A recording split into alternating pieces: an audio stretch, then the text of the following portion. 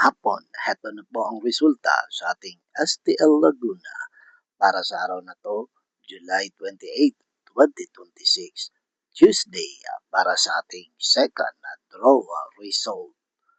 Ihanda na mga STL tickets at heto na, ibibigay ko na ang resulta.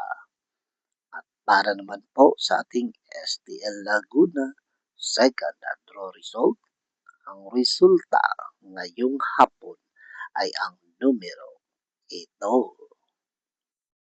Sa lahat ng ating mga driver dyan, sana po mag-ingat kayo sa biyahe at lalong-lalo na maging maingat tayo sa pagmamaneho para ligtas tayong makauwi sa ating tahanan.